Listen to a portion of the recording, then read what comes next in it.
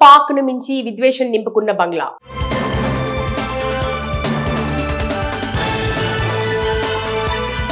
పళ్ళు తిని గింజలను ఇచ్చిన వారి మీదనే ఉమ్మటం అని విశ్వాసఘాతకుల విషయంలో అంటారు. ఇప్పుడు బంగ్లాదేశ్ విషయంలో అదే అనుకోవాలి అంటున్నారు.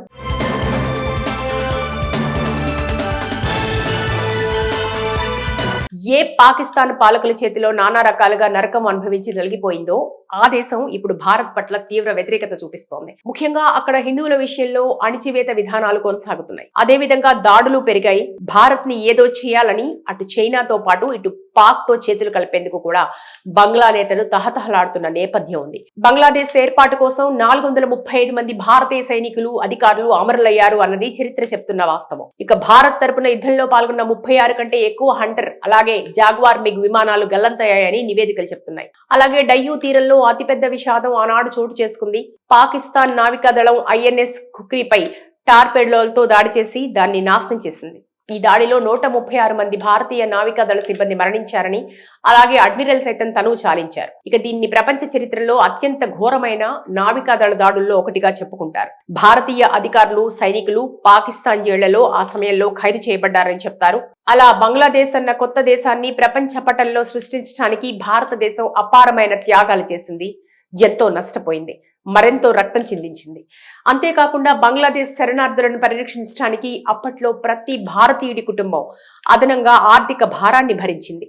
అలా సినిమా టికెట్లపై అప్పట్లో ₹20 అదనపు ఛార్జీ విధించారని అంటారు. అలాగే రైలు ఛార్జీలను 75 పైసలు పెంచితే అన్ని రాష్ట్రాల్లో బస్సు ఛార్జీలను ₹1 నుంచి ₹4 పెంచారు. ఇలా ఒక్కో భారతీయ కుటుంబం దాదాపు 30%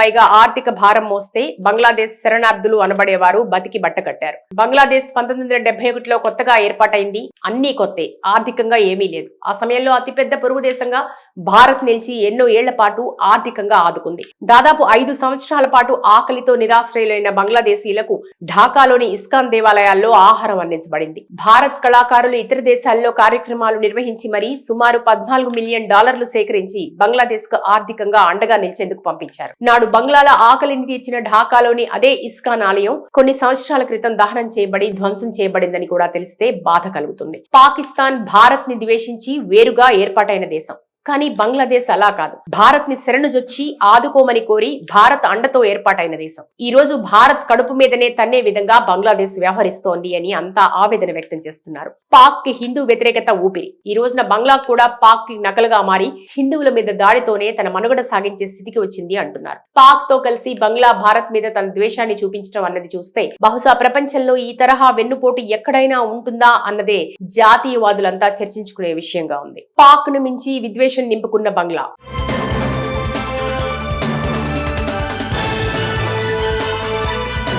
పళ్ళు తిని గింజలను ఇచ్చిన వారి మీదనే ఉమ్మటం అని విశ్వాసఘాతకుల విషయంలో అంటారు. ఇప్పుడు బంగ్లాదేశ్ విషయంలో అదే అనుకోవాలి అంటున్నారు.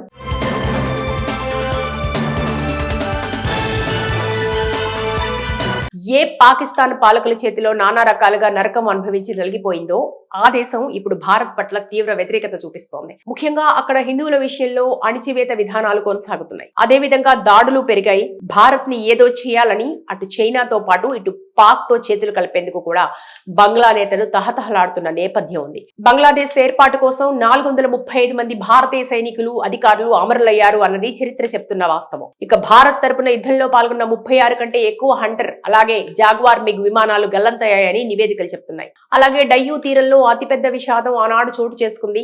పాకిస్తాన్ నావికాదళం INS ఖుక్రీపై టార్పెడోలతో దాడి చేసి దాన్ని నాశనం చేసింది. ఈ దాడిలో 136 మంది భారతీయ నావికాదళ సిబ్బంది మరణించారని అలాగే అడ్మిరల్ సైతం తనువు చాలించారు. ఇక దీన్ని ప్రపంచ చరిత్రలో అత్యంత ఘోరమైన నావికాదళ దాడుల్లో ఒకటిగా చెప్పుకుంటారు. భారతీయ అధికారులు సైనికులు పాకిస్తాన్ జైళ్లలో ఆ సమయంలో ఖైదు చేయబడ్డారని చెప్తారు. అలా బంగ్లాదేశ్ అన్న కొత్త దేశాన్ని ప్రపంచ పటంలో సృష్టించడానికి భారతదేశం అపారమైన త్యాగాలు చేసింది. ఎంతో నష్టపోయింది. మరెంతో రక్తం చిందించింది. అంతేకాకుండా బంగ్లాదేశ్ శరణార్థులను పరిరక్షించడానికి అప్పట్లో ప్రతి భారతీయుడి కుటుంబం అదనంగా ఆర్థిక భారాన్ని భరించింది. అలా సినిమా టికెట్లపై అప్పట్లో ₹20 అదనపు ఛార్జీ విధించారని అంటారు. అలాగే రైలు ఛార్జీలను 75 పైసలు పెంచితే అన్ని రాష్ట్రాల్లో బస్సు ఛార్జీలను రూపాయి నుంచి 4 రూపాయలకు పెంచారు. ఇలా ఒక్కో భారతీయ కుటుంబం దాదాపు 30% పైగా ఆర్థిక భారం మోస్తే బంగ్లాదేశ్ శరణార్థులు అనబడేవారు బతికి బట్టకట్టారు. బంగ్లాదేశ్ 1971లో కొత్తగా ఏర్పాటైంది. అన్నీ కొత్తే, ఆర్థికంగా ఏమీ లేదు. ఆ సమయంలో అతిపెద్ద పొరుగు దేశంగా భారత్ నిలిచి ఎన్నో ఏళ్ల పాటు ఆర్థికంగా ఆదుకుంది. దాదాపు 5 సంవత్సరాల పాటు ఆకలితో నిరాశ్రయులైన బంగ్లాదేశీలకు ఢాకాలోని ఇస్కాన్ దేవాలయాల్లో ఆహారం అందించబడింది. భారత్ కళాకారులు ఇతర దేశాల్లో కార్యక్రమాలు నిర్వహించి మరీ సుమారు $14 మిలియన్ సేకరించి బంగ్లాదేశ్ కు ఆర్థికంగా అండగా నిలిచేందుకు పంపించారు. నాడు బంగ్లాల ఆకలిని తీర్చిన ఢాకాలోని అదే ఇస్కాన్ ఆలయం కొన్ని సంవత్సరాల క్రితం దహనం చేయబడి ధ్వంసం చేయబడిందని కూడా తెలిస్తే బాధ కలుగుతుంది. పాకిస్తాన్ భారత్ ని ద్వేషించి వేరుగా ఏర్పాటైన దేశం. కానీ బంగ్లాదేశ్ అలా కాదు. భారత్ ని శరణుజొచ్చి ఆదుకోమని కోరి భారత్ అండతో ఏర్పాటైన దేశం. ఈ రోజు భారత్ కడుపు మీదనే తన్నే విధంగా బంగ్లాదేశ్ వ్యవహరిస్తోంది అని అంతా ఆవేదన వ్యక్తం చేస్తున్నారు. పాక్ కి హిందూ వ్యతిరేకత ఊపిరి. ఈ రోజున బంగ్లా కూడా పాక్ కి నకలుగా మారి హిందువుల మీద దాడితోనే తన మనుగడ సాగించే స్థితికి వచ్చింది అంటున్నారు. పాక్ తో కలిసి బంగ్లా భారత్ మీద తన ద్వేషాన్ని చూపించడం అన్నది చూస్తే బహుశా ప్రపంచంలో ఈ తరహా వెన్నుపోటు ఎక్కడైనా ఉంటుందా అన్నదే జాతీయవాదులంతా చర్చించుకునే విషయంగా ఉంది. పాక్ ను మించి విద్వేషం నింపుకున్న బంగ్లా.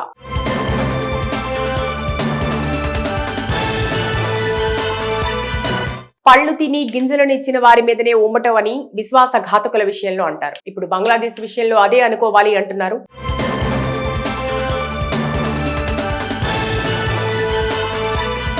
ఏ పాకిస్తాన్ పాలకుల చేతిలో నానా రకాలుగా నరకం అనుభవించి నలిగిపోయిందో ఆ దేశం ఇప్పుడు భారత్ పట్ల తీవ్ర వ్యతిరేకత చూపిస్తోంది. ముఖ్యంగా అక్కడ హిందువుల విషయంలో అణిచివేత విధానాలు కొనసాగుతున్నాయి. అదేవిధంగా దాడులు పెరిగాయి. భారత్ ని ఏదో చేయాలని అటు చైనాతో పాటు ఇటు పాక్ తో చేతులు కలిపేందుకు కూడా బంగ్లా నేతలు తహతహలాడుతున్న నేపథ్యం ఉంది. బంగ్లాదేశ్ ఏర్పాటు కోసం 435 మంది భారతీయ సైనికులు అధికారులు అమరులయ్యారు అన్నది చరిత్ర చెప్తున్న వాస్తవం. ఇక భారత్ తరపున యుద్ధంలో పాల్గొన్న 36 కంటే ఎక్కువ హంటర్ అలాగే జాగ్వార్ మిగ్ విమానాలు గల్లంతయ్యాయని నివేదికలు చెప్తున్నాయి. అలాగే డయ్యూ తీరంలో అతిపెద్ద విషాదం ఆనాడు చోటు చేసుకుంది. పాకిస్తాన్ నావికాదళం INS ఖుక్రీపై టార్పెడోలతో దాడి చేసి దాన్ని నాశనం చేసింది. ఈ దాడిలో 136 మంది భారతీయ నావికాదళ సిబ్బంది మరణించారని అలాగే అడ్మిరల్ సైతం తనువు చాలించారు. ఇక దీన్ని ప్రపంచ చరిత్రలో అత్యంత ఘోరమైన నావికాదళ దాడుల్లో ఒకటిగా చెప్పుకుంటారు. భారతీయ అధికారులు సైనికులు పాకిస్తాన్ జైళ్లలో ఆ సమయంలో ఖైదు చేయబడ్డారని చెప్తారు. అలా బంగ్లాదేశ్ అన్న కొత్త దేశాన్ని ప్రపంచ పటంలో సృష్టించడానికి భారతదేశం అపారమైన త్యాగాలు చేసింది. ఎంతో నష్టపోయింది. మరెంతో రక్తం చిందించింది. అంతేకాకుండా బంగ్లాదేశ్ శరణార్థులను పరిరక్షించడానికి అప్పట్లో ప్రతి భారతీయుడి కుటుంబం అదనంగా ఆర్థిక భారాన్ని భరించింది. అలా సినిమా టికెట్లపై అప్పట్లో ₹20 అదనపు ఛార్జీ విధించారని అంటారు. అలాగే రైలు ఛార్జీలను 75 పెంచితే అన్ని రాష్ట్రాల్లో బస్సు ఛార్జీలను రూపాయి నుంచి 4 రూపాయలకు పెంచారు. ఇలా ఒక్కో భారతీయ కుటుంబం దాదాపు 30% పైగా ఆర్థిక భారం మోస్తే బంగ్లాదేశ్ శరణార్థులు అనబడేవారు బతికి బట్టకట్టారు. బంగ్లాదేశ్ 1971లో కొత్తగా ఏర్పాటైంది. అన్నీ కొత్తే, ఆర్థికంగా ఏమీ లేదు. ఆ సమయంలో అతిపెద్ద పొరుగు దేశంగా భారత్ నిలిచి ఎన్నో ఏళ్ల పాటు ఆర్థికంగా ఆదుకుంది. దాదాపు 5 సంవత్సరాల పాటు ఆకలితో నిరాశ్రయులైన బంగ్లాదేశీలకు ఢాకాలోని ఇస్కాన్ దేవాలయాల్లో ఆహారం అందించబడింది. భారత్ కళాకారులు ఇతర దేశాల్లో కార్యక్రమాలు నిర్వహించి మరీ సుమారు $14 మిలియన్ సేకరించి బంగ్లాదేశ్ కు ఆర్థికంగా అండగా నిలిచేందుకు పంపించారు. నాడు బంగ్లాల ఆకలిని తీర్చిన ఢాకాలోని అదే ఇస్కాన్ ఆలయం కొన్ని సంవత్సరాల క్రితం దహనం చేయబడి ధ్వంసం చేయబడిందని కూడా తెలిస్తే బాధ కలుగుతుంది. పాకిస్తాన్ భారత్ ని ద్వేషించి వేరుగా ఏర్పాటైన దేశం. కానీ బంగ్లాదేశ్ అలా కాదు. భారత్ ని శరణుజొచ్చి ఆదుకోమని కోరి భారత్ అండతో ఏర్పాటైన దేశం. ఈ రోజు భారత్ కడుపు మీదనే తన్నే విధంగా బంగ్లాదేశ్ వ్యవహరిస్తోంది అని అంతా ఆవేదన వ్యక్తం చేస్తున్నారు. పాక్ కి హిందూ వ్యతిరేకత ఊపిరి. ఈ రోజున బంగ్లా కూడా పాక్ కి నకలుగా మారి హిందువుల మీద దాడితోనే తన మనుగడ సాగించే స్థితికి వచ్చింది అంటున్నారు. పాక్ తో కలిసి బంగ్లా భారత్ మీద తన ద్వేషాన్ని చూపించడం అన్నది చూస్తే బహుశా ప్రపంచంలో ఈ తరహా వెన్నుపోటు ఎక్కడైనా ఉంటుందా అన్నదే జాతీయవాదులంతా చర్చించుకునే విషయంగా ఉంది.